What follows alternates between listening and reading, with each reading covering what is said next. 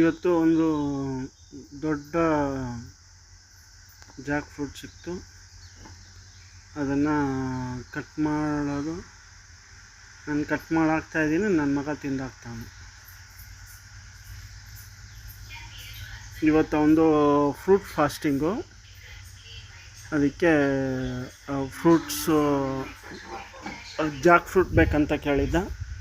So Jack fruit ನಾನು cut ಮಾಡ್ತಾಯಿದ್ದೀನಿ. ಇದು ಒಂದು ಹಲಸು ನಿಮಗೆ ಎಷ್ಟು ರೀತಿ ಉಪಯೋಗ ಆಗುತ್ತೆ. ಹಣ್ಣು ಬರೋದು ನಾವು ತಿಂತೀವಿ, ಮತ್ತು ಅದರಲ್ಲಿ ಬೀಜ ಇರೋದನ್ನು ನಾವು ಸಪ್ರೇಟಾಗಿ ಮಾಡಿ ಇಡ್ತಾಯಿದ್ದೀನಿ.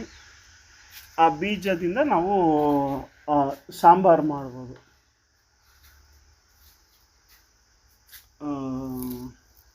ಒಂದು ತರಕಾರಿ ಆಯಿತು, ಹಣ್ಣು ತಿನ್ನೋಕ್ಕಾಯ್ತು ನಮಗೆ.